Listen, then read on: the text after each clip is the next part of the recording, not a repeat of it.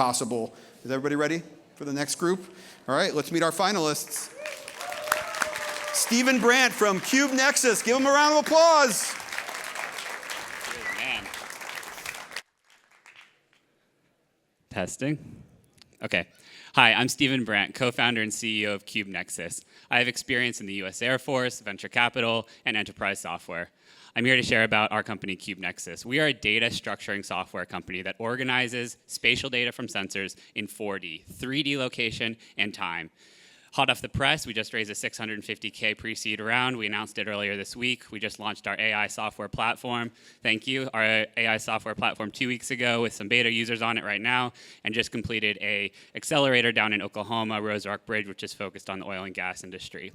We're here to tackle a big problem, the problem of fragmented sensor data. This is a sensor. It detects greenhouse gas emissions, but there's many others. My co-founder and I were in the Air Force and the Marine Corps. We saw airborne sensors, ground-based sensors, and underground sensors, disunited, fragmented, took forever to bring the data together. This is what the data looks like when it's pulled off the sensor into a CSV spreadsheet. It's not unified, and these are in different storage platforms, and it's very hard to analyze them over time and space. That fragmented data costs companies millions of dollars, whether it's downtime, operational failure, or literally losing troops on the front line. This problem of unstructured sensor data is real. According to Databricks and Snowflake, 90% of the data that's in their databases is not being used by the companies. And AI is not being leveraged to do that because natural language cannot understand this data. With CubeNexus, we changed that. We hit the intersection of a massive amount of spatial data and AI.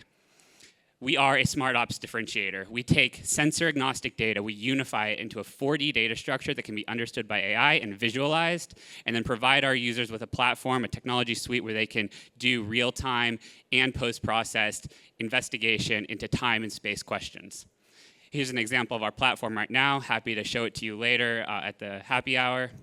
And we have 5 awesome engineers supporting my co-founder and I, and 7 awesome advisors from our target areas. Thank you so much. Open to questions.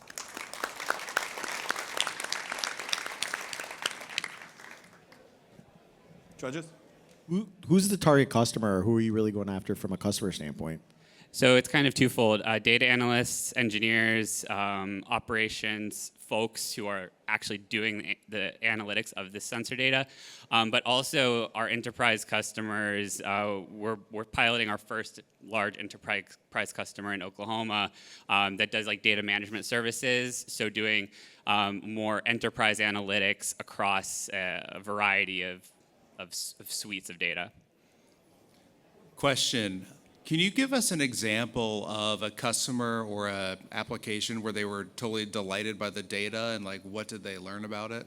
Yeah, so again, oil and gas industry, one of the big problems that they have is actually identifying where and when there are problems that affect the value of an asset. So like a kilometer of pipeline.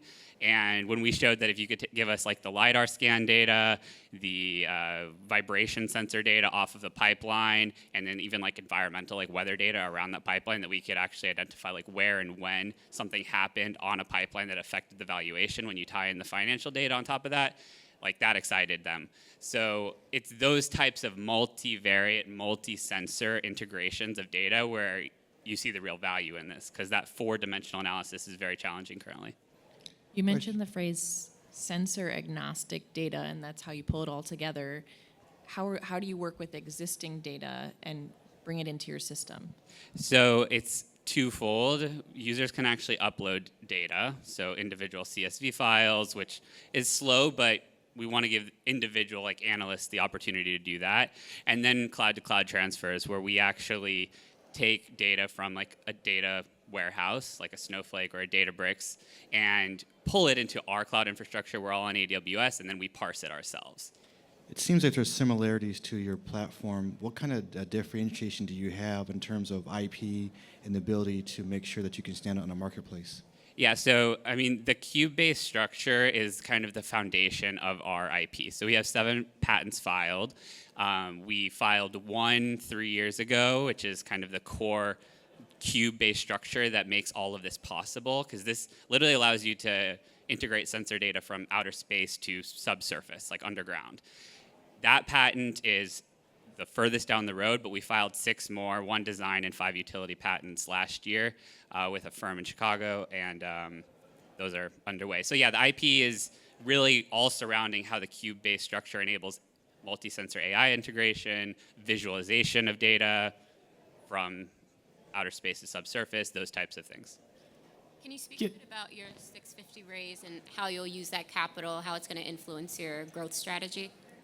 For sure. So we've already used some of it, unfortunately, mostly on our team. So we have 5 engineers that we pay their salaries for. So that's about 70%, I'd say, of the capital. There's also some reserved for like the cloud computing costs in case we run down our AWS credits. And the last is kind of just ops. I mean, so a few marketing expenses and like helping with the go-to-market customer side of things, like attracting people to our LinkedIn. One final quick question. Yeah, given you have sensors at space and underground, how are you going to down select what industries you want to go after first? So underground and in the air are the easiest to start with because those are no one else is really doing that. There's like lots of people trying to integrate data terrestrially. So energy and aerospace are our 2 target markets initially. That's time. Well done. How about a round of applause for CubeNexus?